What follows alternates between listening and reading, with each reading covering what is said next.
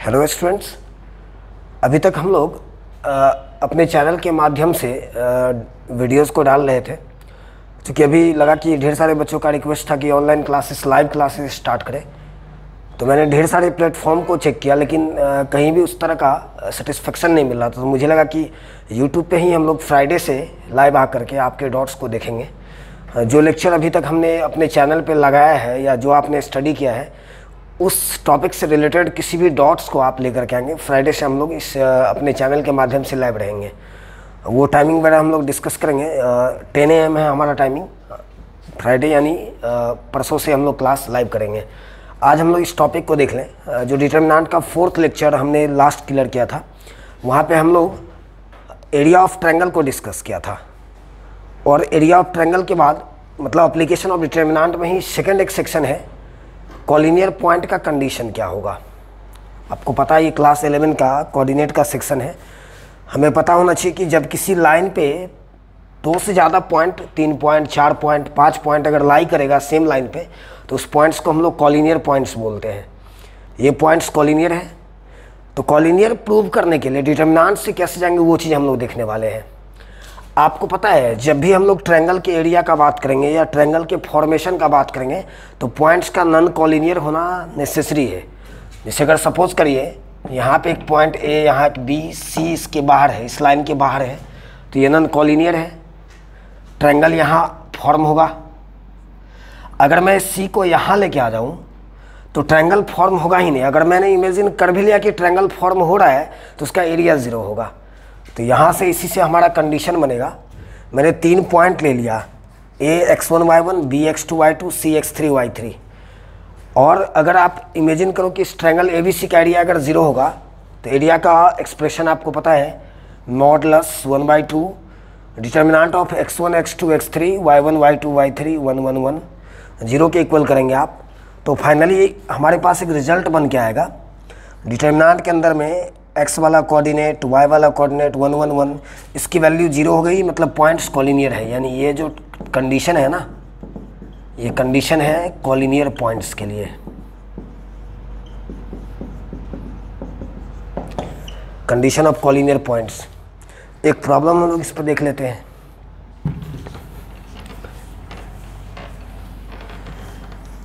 आज के लेक्चर में हम लोग डिटर्मिनेंट के कॉन्सेप्ट को फिनिश करेंगे। आप इनसे जुड़े सारे डॉट्स को फ्राइडे से जो हम लोग लाइव आने वाले हैं उसमें आके पूछ सकते हैं क्वेश्चंस को। क्वेश्चन इस तरीके से है, सो दैट द पॉइंट्स, पहला पॉइंट है, सेकेंड पॉइंट है, थर्ड पॉइंट है, आर कॉलिनियर। इस तीनों पॉइंट्स को कॉलिनियर दिखाना हमें। चलिए इसको एक लाइन हम लोग फॉर्म कर लेते हैं। तीनों पॉइंट सेम लाइन पर ले लेते हैं। पहला पॉइंट ए है जिसका कोऑर्डिनेट ए और बी प्लस सी है। ये एक्स कोऑर्डिनेट, ये वाई कोऑर्डिनेट, ये सी प्लस ए है, और ये सी ए प्लस बी है।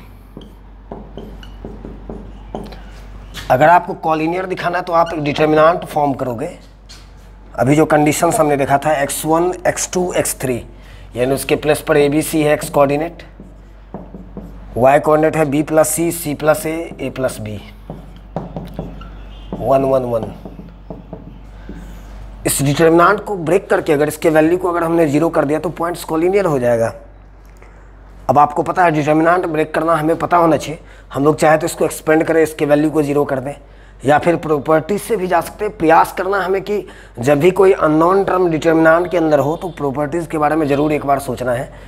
तो ऐसा करते हैं हम लोग, अगर मैं C1 में C2 को ऐड कर दूँ, C1 वाले कॉरस्पॉन्डिंग एलिमेंट में C2 वाले को ऐड कर दूँ, तो A प्लस बी प्लस सी बन जा रहा है। यहाँ भी a प्लस बी प्लस सी हो जाएगा, यहाँ भी a प्लस बी प्लस सी हो जाएगा। और जब किसी कॉलम का सारा एलिमेंट कॉमन है तो उसको बाहर निकाल लग सकते हैं हम लोग, तो डिटर्मिनेंट कहीं ना कहीं आसान हो जाता है। तो पहला स्टेप आप ऐसा करो, C1 में C2 को ऐड कर दो, तो ये रिजल्ट कुछ इस तरह से हो जाएगा, a plus B plus C, a plus B plus C, a plus B plus C, यहाँ पे b plus C, C plus A plus B, यहाँ 1 1 1। अब आप a plus B plus C first column से कॉमन निकाल लो, तो अगर कॉमन निकालोगे तो ये a plus B plus C बाहर निकल जाएगा, 1 1 1। यहाँ b plus C, C plus A plus B. Third column भी 1 1 1। अब आपको पता है फर्स्ट और थर्ड कॉलम का कॉरस्पॉन्डिंग एलिमेंट सेम दिख रहा है, तो इस डिटर्मिनेंट का वैल्यू 0 हो जाएगा, देयरफॉर 0 आ गया, पॉइंट्स कॉलिनियर होगा, ये कंडीशन है। इस तरीके से आप जा सकते हैं। डिटर्मिनेंट में जो नेक्स्ट एक सेक्शन हम लोग को और आज जो देखने वाले हैं ना, दूसरा मेथड आज हम लोग सीखने वाले हैं कि डिटर्मिनेंट को माइनर को फैक्टर से कैसे सॉल्व करेंगे। उसके लिए पहले दो चीज़ों को जानना है डिटर्मिनेंट में, माइनर क्या है, को फैक्टर क्या है, उन चीज़ों को पहले क्लियर करेंगे हम लोग। तो चलिए देख लेते हैं। Minor of an element, condition इसका इस तरीके से है, पहले इसको समझिए। The minor of an element A I J, आपको पता है मैट्रिसेस से ये चीज़ हम लोग करते आ रहे हैं। मैट्रिक्स हो या डिटर्मिनेंट हो, उसके एलिमेंट को आप ए आई जे से रिप्रेजेंट करते हो, तो इसके माइनर को पहले डिनोट कैसे करेंगे ये हमें समझना है। Is denoted by capital M I J, है ना। अगर ए आई जे कोई एलिमेंट है, उसके माइनर को आप एम आई जे से रिप्रेजेंट करोगे, और कैसे इसको इवेल्युएट करना ये हमें जानना है। Where M I J is determinant of remaining elements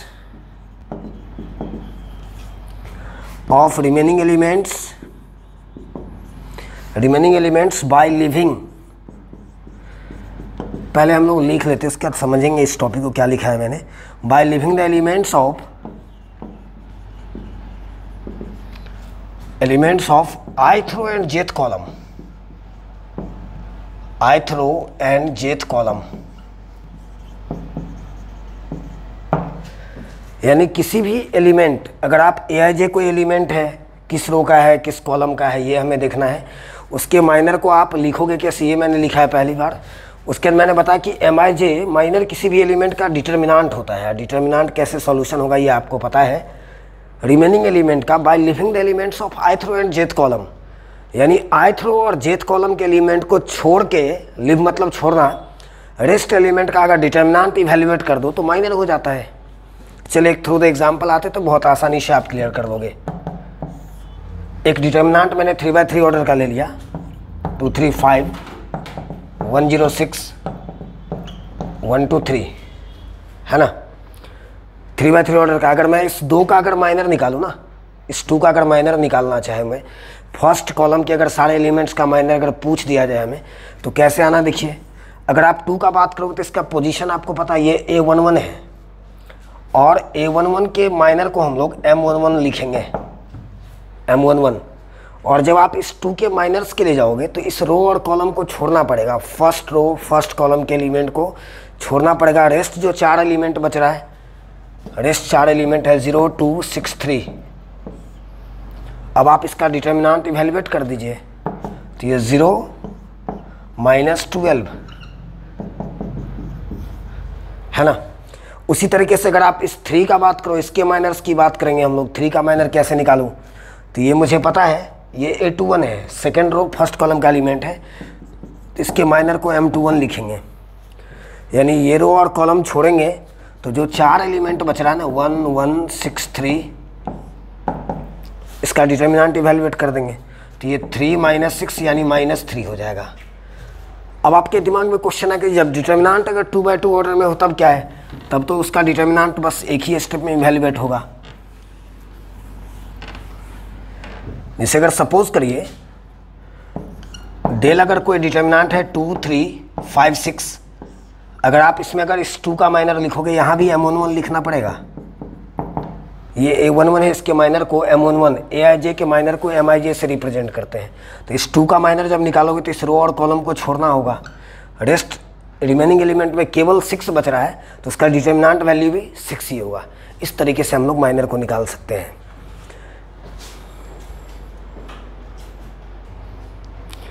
minor के बाद हम लोग कोफैक्टर को जानेंगे। अभी हमने देखा कि चाहे वो 3/3 ऑर्डर का डिटर्मिनेंट हो, चाहे वो 2/2 ऑर्डर का डिटर्मिनेंट हो, माइनर कैसे निकाला जाए ये हमने सीखा है।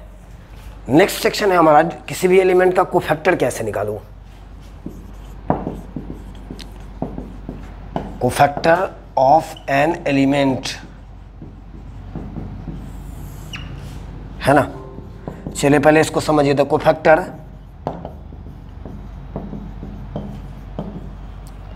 Of an element Aij is denoted by, या तो इसको आप कैपिटल Aij से रिप्रेजेंट कर सकते हैं या फिर Cij से रिप्रेजेंट कर सकते हैं। दो अलग अलग रिप्रेजेंटेशन है। हालांकि एनसीईआरटी इसी को फॉलो कर रहा है। आप दोनों में से किसी भी सिंबल से रिप्रेजेंट कर सकते हो। कैपिटल रखना है, मतलब Aij कोई एलिमेंट है तो उसके कोफैक्टर को आप कैपिटल Aij या फिर Cij लिखोगे। अब आपको एक चीज़ पता होना चाहिए कैसे निकालना, ये सारा कुछ माइनर पे डिपेंड करेगा। किसी भी एलिमेंट का कोफैक्टर निकालना डायरेक्ट उसके माइनर से रिलेटेड एक रिजल्ट है। Where Aij is equals to, कैसे निकालना ये समझिए, उसके लिए एक रिजल्ट है -1 to the power i plus j into Mij। इसी रिजल्ट से हम लोग कोफैक्टर के पास जाएंगे, कोफैक्टर तक पहुँचेंगे। किसी भी एलिमेंट का अगर आपको कोफैक्टर चाहिए तो उसके माइनर्स को निकालना होगा, या डायरेक्ट इस रिजल्ट से हम लोग आ सकते हैं। माइनर से भी हमने सीखा कैसे निकालना है। -1 का पावर i प्लस जे, अब आपको पता है -1 to the power i plus J, ये तो सिर्फ साइन चेंजर है, ये तो सिर्फ साइन चेंज करेगा।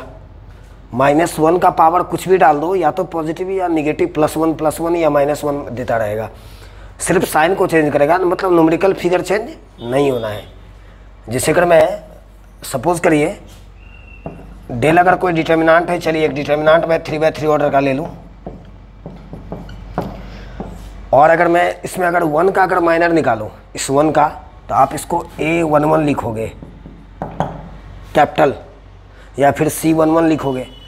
इस 1 का माइनर निकाल रहे हैं तो इसको आप लिखोगे -1 का पावर 1 + 1 इंटू M11।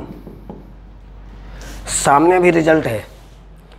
अब आपको पता है -1 to the power 2 है तो ये +1 हो जाएगा, और M11 निकालना भी हमने सीखा था। इस 1 का माइनर निकालेंगे तो फर्स्ट रो और फर्स्ट कॉलम के एलिमेंट को छोड़ना पड़ेगा, तो यहाँ बच रहा है 0 4 6 3, और अब इसको इवैल्यूएट करेंगे तो 0 - 24 यानी -24 आएगा। इस तरीके से जा सकते हैं। अब माइनर और कोफैक्टर को जानने के बाद हम लोग आज सीखने वाले हैं कि किसी डिटर्मिनेंट को कोफैक्टर मेथड से कैसे इवैल्यूएट किया जाता है। उसके लिए हमें रिजल्ट देखना है। कोफैक्टर मेथड से कैसे हम लोग डिटर्मिनेंट को इवैल्यूएट करेंगे ये चीज़ सीखेंगे। चलिए सपोज कर लेते हैं डेल एक डिटर्मिनेंट है 3/3 ऑर्डर का, A11 A12 A13 A21 A22 A23 A31 A32 A33, और इसी डिटर्मिनेंट के कॉरस्पॉन्डिंग एलिमेंट का, मतलब हर एक एलिमेंट का अपना कॉरस्पॉन्डिंग कोफैक्टर है। सपोज कर लें इसको del 1 A11 A12 A13 A21 A22 A23 A31 A32 A33। Capital रखा है मतलब उसी का कोफैक्टर हो गया। जो आपको सामने डिटर्मिनेंट दिख रहा है उससे कॉरस्पॉन्डिंग कोफैक्टर का डिटर्मिनेंट एक हमने सामने रखा है। कॉन्सेप्ट हमें जानना है। अब यहाँ से एक रिजल्ट है कि अगर आपको इस डिटर्मिनेंट का वैल्यू चाहिए, अगर इस डिटर्मिनेंट का अगर वैल्यू चाहिए, डिटर्मिनेंट तोड़ना हमने सीखा है प्रॉपर्टीज़ के थ्रू एक्सपेंड करके, तो आप ऐसा करो कि किसी एक रो का या किसी एक कॉलम का एलिमेंट से उसके कॉरस्पॉन्डिंग कोफैक्टर का प्रोडक्ट का सम निकालिए तो इसका वैल्यू आ जाएगा। यानी इस तरीके से यहाँ से एक रिजल्ट है the value of del is sum of product of corresponding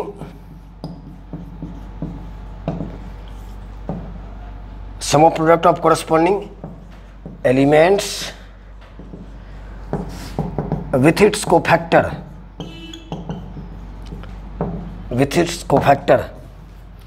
अगर आप किसी रो या ऑफ एनी रो और कॉलम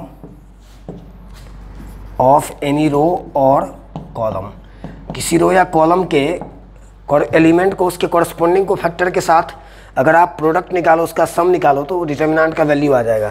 यानी अगर ऐसे जाइए आप, अगर आप अलोंग द R1 जाना चाहते हैं,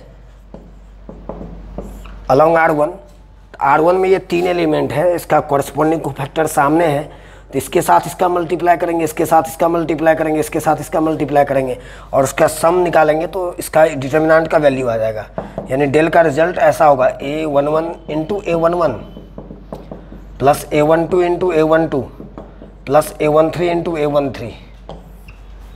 आप अलोंग R1 जा सकते हैं। अगर आप इसी में अलोंग R2 जाना चाहते हैं सेकेंड रो से, तो आप इसका मल्टीप्लिकेशन करोगे A21 का A21 से प्लस A22 का A22 से प्लस A23 का A23 से, तो इसका डिटर्मिनेंट का वैल्यू आ जाएगा। कॉलम फर्स्ट कॉलम के थ्रू जा सकते हैं, सेकंड कॉलम के थ्रू जा सकते हैं, लेकिन जब एग्जामिनेशन में प्रॉब्लम आती है तो हमेशा मेंशन किया जाता है कि अलोंग C1 जाना है, अलोंग C2 जाना है, वो मेंशन किया रहेगा, तो आपको ऐसे जाना पड़ेगा। इसी में एक और रिजल्ट जो स्पेशल टर्म है, ध्यान में रखना इसे। आप किसी रो या किसी कॉलम के एलिमेंट को उसके कॉरस्पॉन्डिंग को फैक्टर से मल्टीप्लाई करके सम निकालोगे तो डिटर्मिनेंट का वैल्यू आ जाता है।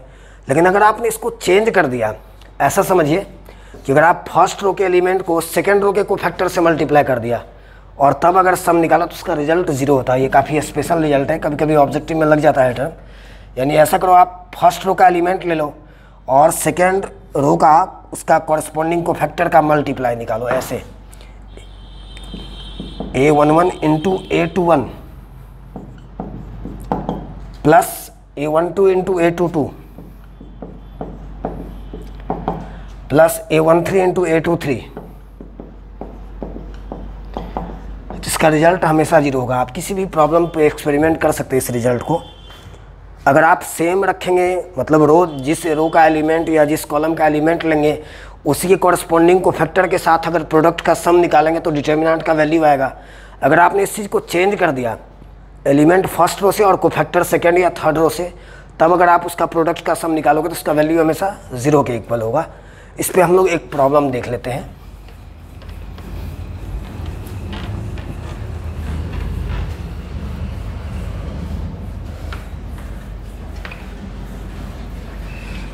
इस टॉपिक पे एक डॉट्स हम लोग क्लियर कर लेते हैं। क्वेश्चन इस तरीके से दिया, इवैल्यूएट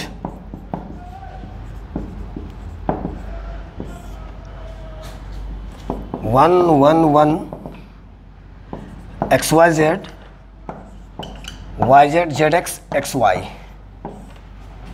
इस डिटर्मिनेंट को इवैल्यूएट करना है by using cofactors of third column.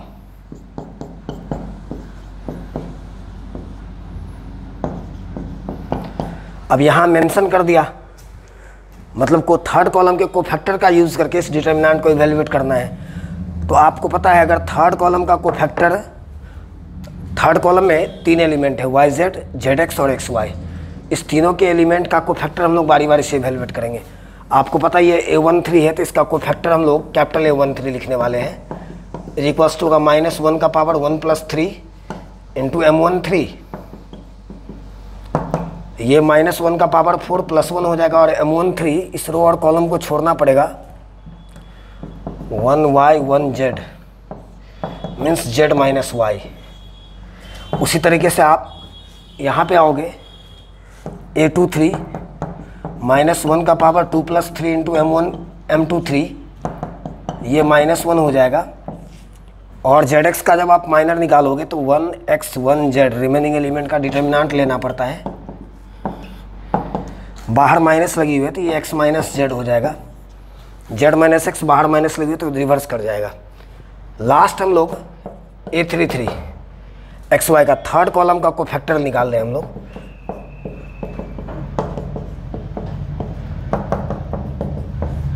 M33 ये छोड़ना होगा XY वाले रो को, रो और कॉलम को। 1X 1Y यानी ये Y - X आ गया।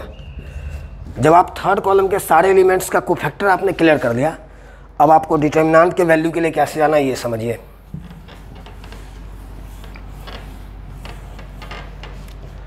Now del is equals to A13 into A13 plus A23 A23 plus A33 into A33।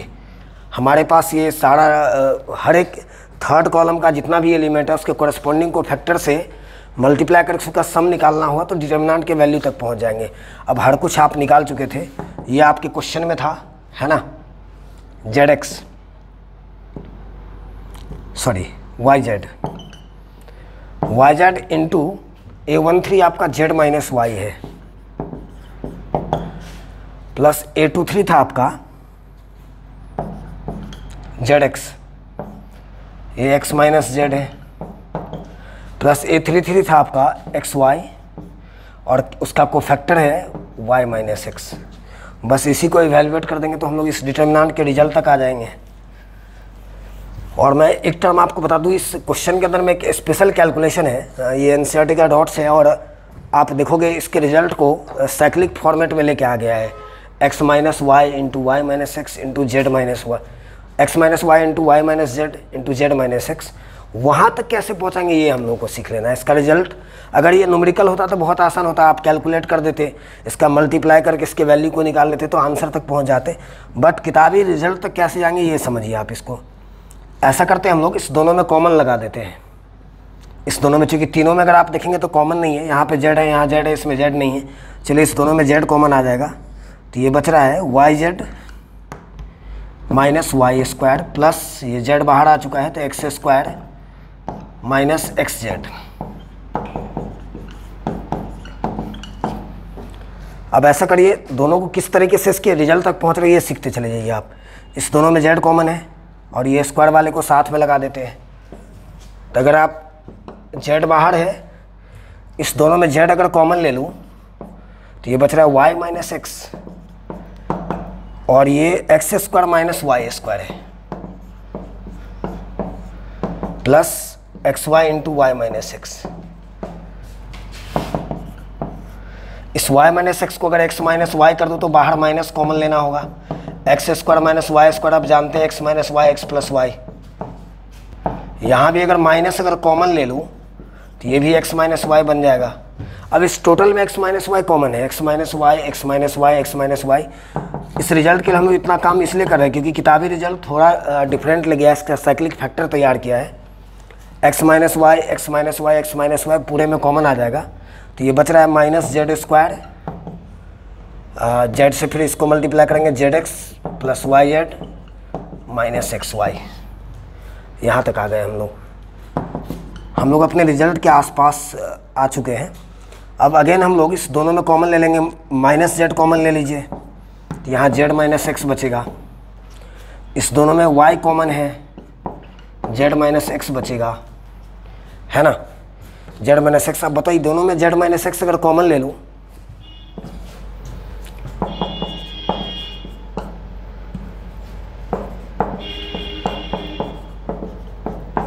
तो यहाँ बच रहा है माइनस जेड प्लस वाई यानी वाई माइनस जेड।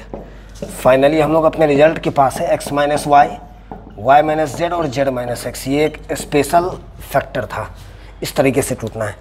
इसी तरीके से हम लोग को फैक्टर मेथड में जाएंगे। आप इस चैप्टर से, इस कॉन्सेप्ट से रिलेटेड सारे क्वेश्चंस को आज देख सकते हैं। हम लोग नेक्स्ट वीडियोस को मैट्रिक्स से, अब इसके जस्ट बाद हम लोग डिटर्मिनेंट से जो रिलेटेड मैट्रिक्स का सेक्शन है उसको देखने वाले हैं। और मैंने अभी स्टार्टिंग में भी आपसे डिस्कस किया था, हम लोग नेक्स्ट फ्राइडे से लाइव आने वाले हैं। आप इन सारे टॉपिक से जितने सारे डॉट्स आपके पास होंगे ना वो सारा कुछ कलेक्ट करके लाना है, उस लाइव सेशन में हम लोग देखने वाले हैं। Thank you so much.